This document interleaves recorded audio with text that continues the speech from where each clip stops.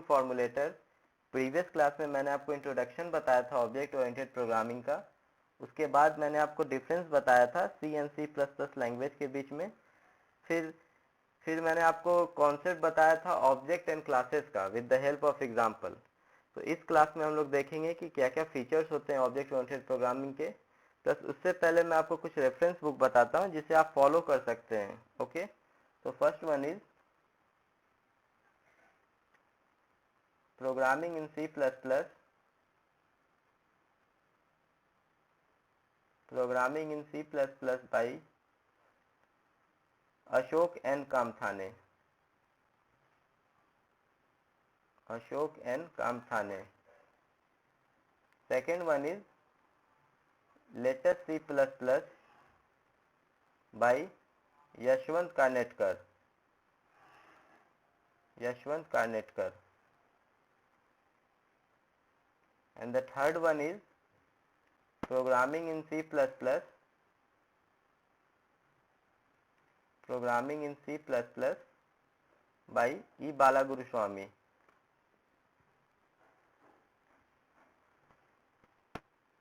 E. Balaguruswamy।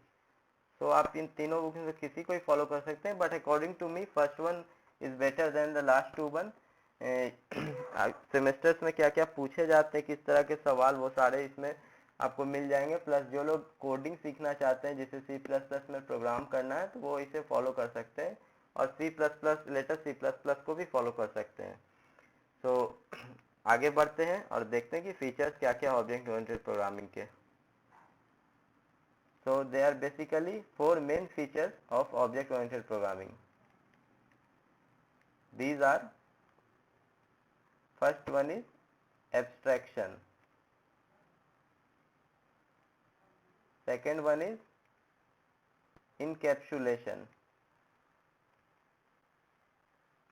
third one is inheritance, and fourth one is polymorphism।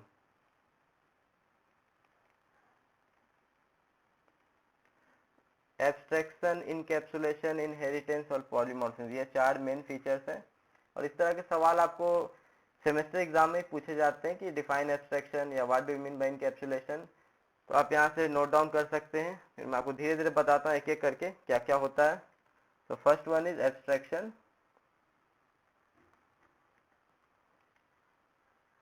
Abstraction, so it is a process, it is a process of, sorry, it is a process of providing only the essential details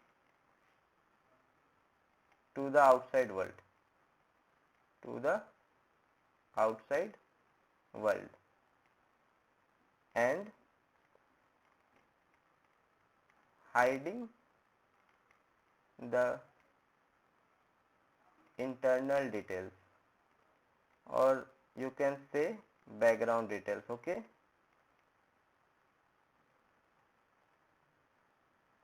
background details, that is representing only essential details in the program,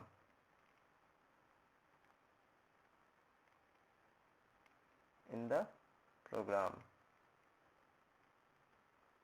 Moreover, it gives a generalized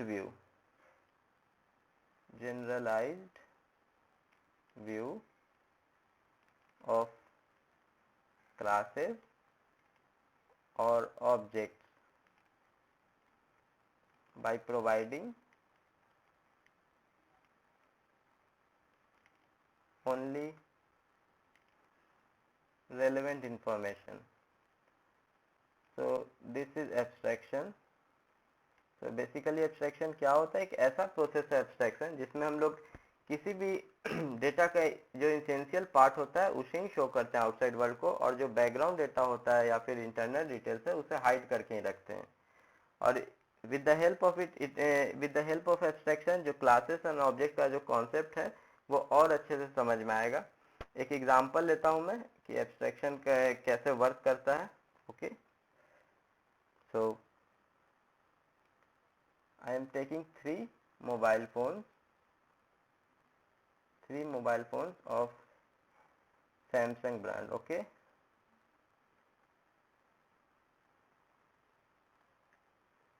first one,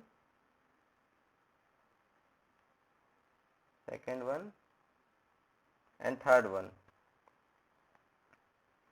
So suppose this is Samsung Guru, this is Guru, this is Samsung Duos, और this is S series. तो तीनों mobile में, first mobile में features होंगे आपके call, SMS, बस। Duos में functions होंगे आपके call, SMS plus FM plus MP3, और S सीरीज में आपके होंगे call, SMS, MP3, MP4, Bluetooth etcetera, और भी बहुत सारे फीचर्स मिलते हैं इस सीरीज में। तो यहाँ कहना मैं ये चाहता हूँ कि यहाँ 3 एग्जांपल लिया मैंने, और यहाँ देख सकते हैं तीनों मोबाइल में जो कॉमन और इसेंशियल डिटेल है वो है कॉल एंड SMS। कहने का मतलब जब कभी भी हम सैमसंग का मोबाइल अगर परचेज करते हैं या फिर उसे डिज़ाइन करते हैं तो जो कॉमन फीचर्स है और जो इसेंशियल फीचर है, हर एक मोबाइल में कॉल एंड SMS होना ज़रूरी है। उसके बाद ही और क्या क्या फीचर्स हैं वो ऐड करेंगे। तो यहाँ पे हम लोग देख सकते हैं कि ये इसेंशियल डिटेल है, इसेंशियल डिटेल है जो कि it can act as abstract class. कहने का मतलब जब हम लोग एक क्लास क्रिएट करेंगे मोबाइल का, तो वहाँ पे जो इसेंशियल डिटेल है कॉल एंड SMS वो तो होना ही होना है। उसके बाद बाकी जो एक्स्ट्रा फीचर्स है उसे भी इंक्लूड करेंगे। तो ये मैंने क्लास की बात की। जब एब्स्ट्रैक्ट क्लास क्रिएट करेंगे तो उसमें सिर्फ यही दोनों फीचर शो करेंगे जो इसेंशियल होगा आउटसाइड वर्ल्ड को, बाकी सारे को हिडन रखेंगे। और it may be the functioning of these mobiles may be different, but that is not a issue. So this is example of abstraction. So you can, एक और एग्जाम्पल लेके मैं इसे बताता हूँ। Suppose you have two car of Maruti. Okay, first one is Alto 800 and second one is Baleno or Swift. So in both the car we have some important parts like a steering wheel. In Baleno also there is steering and wheel. Moreover, with the steering and wheel, Baleno में we have auto Android system, auto Android system. So here the main essential part is steering and wheels. So we can design a class as abstract class by using these two features. So we are neglecting, or we can hide the background details, that is not necessary. So this is the main concept of abstraction. Okay, we will see the next feature, that is encapsulation. Okay, encapsulation.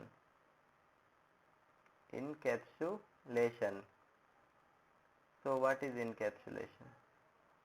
So it is a process of binding and wrapping of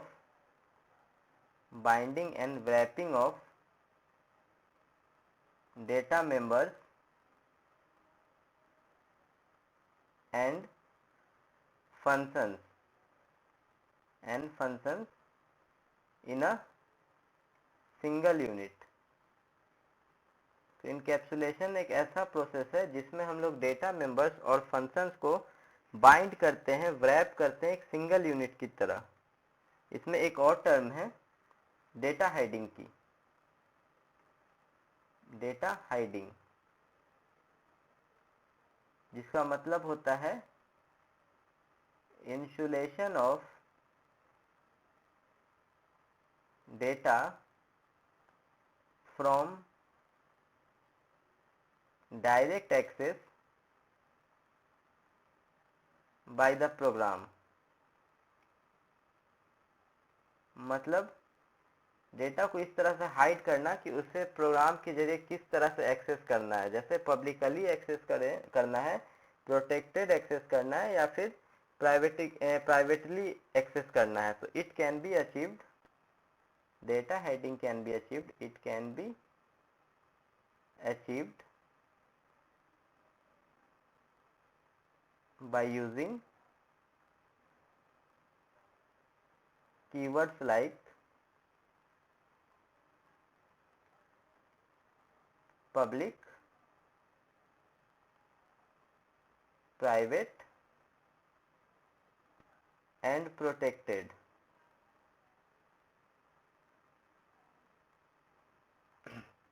तो encapsulation एक ऐसा process है जिसमें data members और functions को एक single unit में bind करते हैं।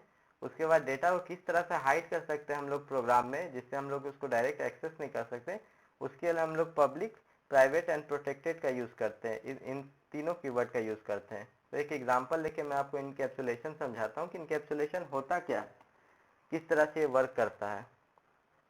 Okay, I am taking a example. Suppose a company named as Flipkart, just I am taking an example and assume it has three sections. First one is account section, second one is finance section, and the third one is sales section, sales section। तीन section है company के अंदर, account section, finance section and sale section. तो account section में क्या होता है, handles all account related data. Finance section में क्या होता है, it handles all finance related data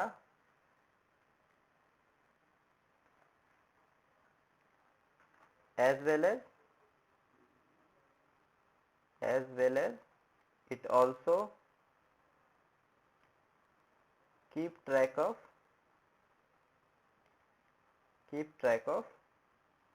financial transactions।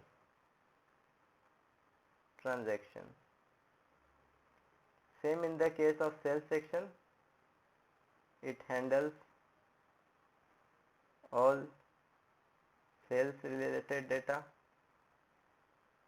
Okay, तो यहाँ तीन सेक्शन है, तीनों का वर्किंग अलग अलग है, तीनों में अलग अलग तरह के एम्प्लॉय होंगे। कुछ एम्प्लॉय होंगे जो अकाउंट सेक्शन में वर्क करते होंगे, कुछ एम्प्लॉय होंगे जो फाइनेंस सेक्शन में वर्क करते होंगे, और कुछ एम्प्लॉय होंगे जो सेल्स सेक्शन में वर्क करते होंगे।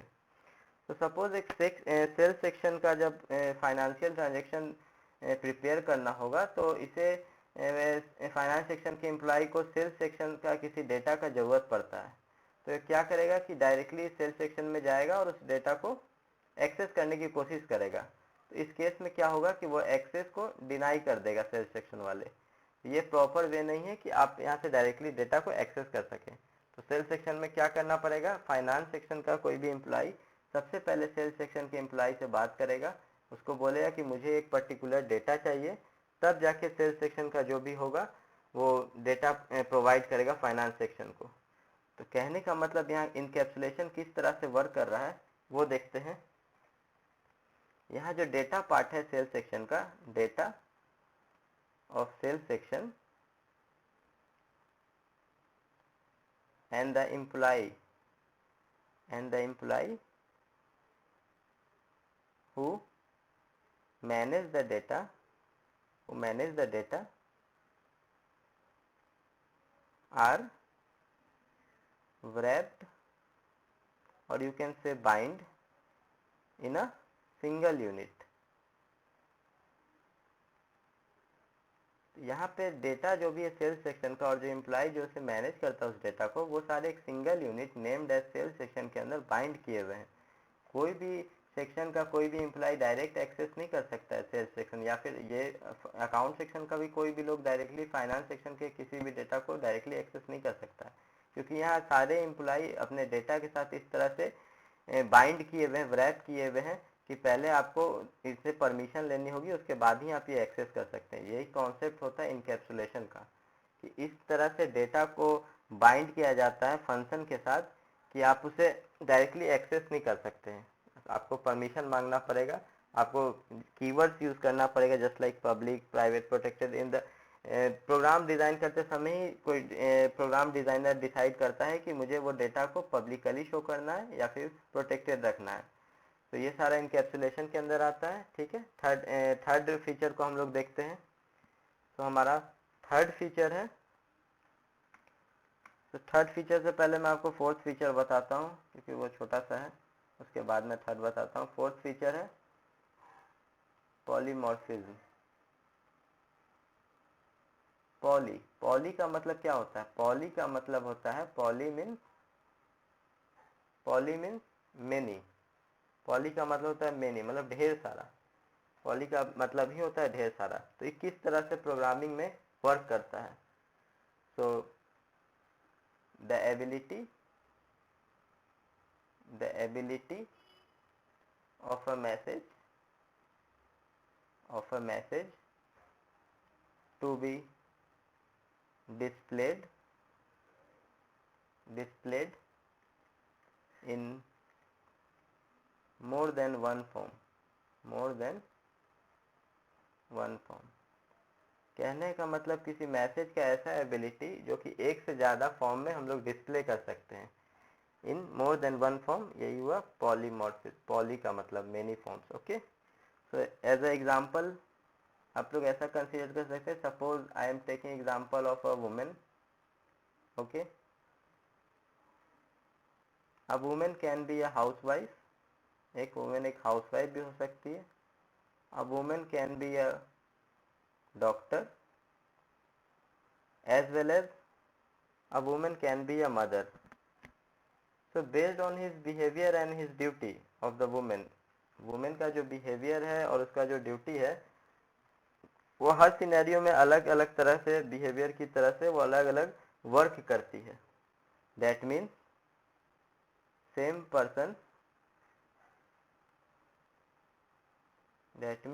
पर्सन पोजेस डिफरेंट बिहेवियर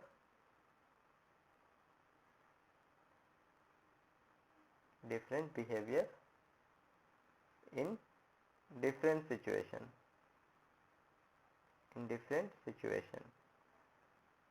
यही होता है पॉलीमॉर्फिज्म का काम। सेम जब हम प्रोग्रामिंग में से इम्प्लीमेंट करेंगे, सपोज कोई फंक्शन क्रिएट किए with the help of polymorphism, so it can take various form that you can use according to your convenience। okay, so now we will see the inheritance, the last feature। okay, one is inheritance।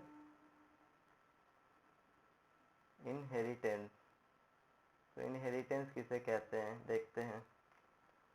The capability of a class to derive properties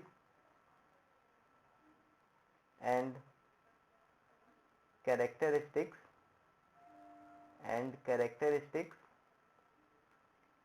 from another class is called inheritance।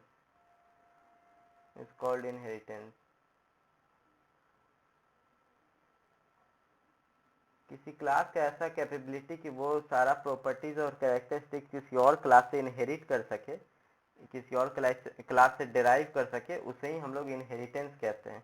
इसमें concept आता है classes का। Classes in the sense कि there are two types of class का हो या फिर branch का हो इनहेरिटेंस, जैसे ये वर्क करता है इसे समझाने की कोशिश कर रहा हूँ। पहला क्लास होता है सब क्लास। सब class, the class that inherit properties from another class, from another class is called subclass और derived class। ऐसा क्लास जो कि प्रॉपर्टी किसी और क्लास से इनहेरिट करता है उसे हम लोग सब क्लास या डेराइव क्लास कहते हैं। इसका एक सिंपल सा एग्जांपल है अ फादर एंड अ सन। तो यहाँ सन जो है वो सब क्लास की तरह बिहेव करेगा, क्योंकि ये फादर से सारे प्रॉपर्टीज को इनहेरिट कर रहा है अपने में, ठीक है। इसके बाद एक और क्लास है, सब क्लास के बाद है super class.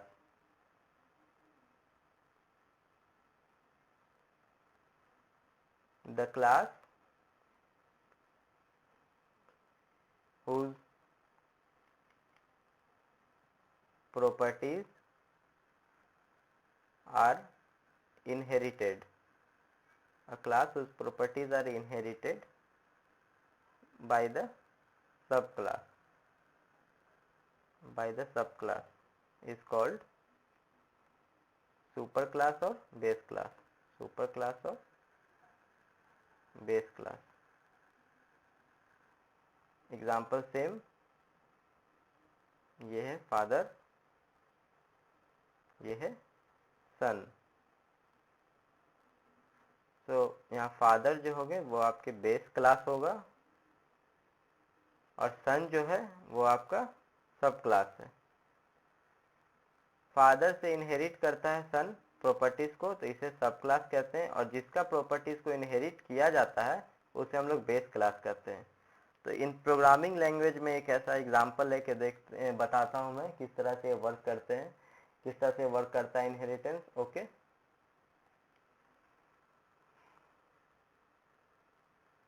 Suppose we have group of vehicles. Suppose मेरे पास ढेर सारा व्हीकल्स है, जिसमें मेरे पास बस है, मेरे पास कार है और मेरे पास ट्रक है। ओके, मेरे पास तीन टाइप का व्हीकल है, बस है, कार है और ट्रक है। और इन सभी में कुछ फीचर्स होंगे। सपोज बस का कुछ फीचर्स होगा, ये सारा एक ही टाइप का मतलब व्हीकल क्लास है, तो सब में कुछ ना कुछ फीचर्स होंगे जो कॉमन होंगे, सबका कॉमन होंगे, प्लस मतलब उनका फंक्शनैलिटी में भी डिफरेंट होगा डिपेंड ऑन द यूसेज। तो बस का कुछ फंक्शनैलिटी होगा, जैसे फ्यूल कैपेसिटी अलग होगी कार से और ट्रक से, प्लस अप्लाई ब्रेक्स, ब्रेक का जो फंक्शन होगा वो डिफरेंट होगा कार्स एंड ट्रक से, प्लस क्या स्पीड लिमिट होती है बस की वो अलग होगी कार से एंड ट्रक से।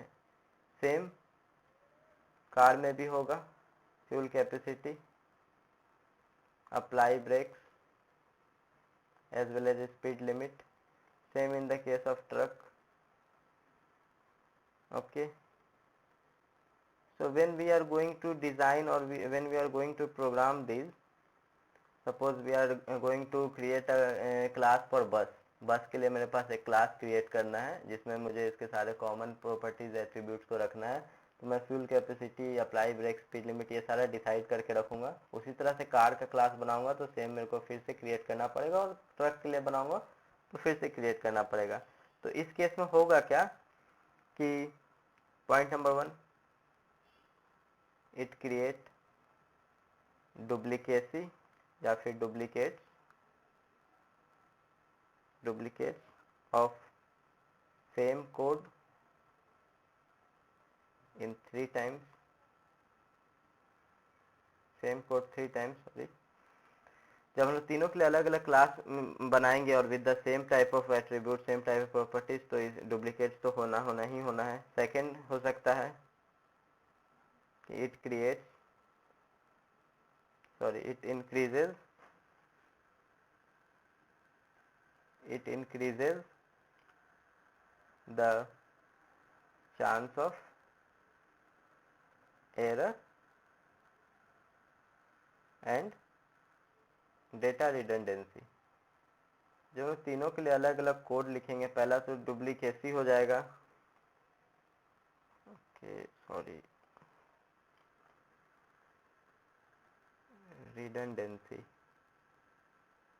जब हम लोग तीनों के लिए अलग अलग क्लास बनाएंगे, कोड करेंगे, तो पहला तो डुप्लीकेट टाइप का कोड बनेगा।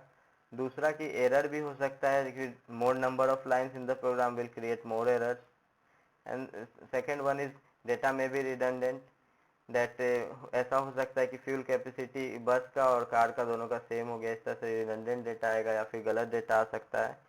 तो यहाँ पे हम लोग ये सारे चीज़ों को अवॉइड करने के लिए हम लोग इनहेरिटेंस का यूज़ करते हैं। To avoid this we use inheritance। so how we use inheritance वो देखते हैं, okay।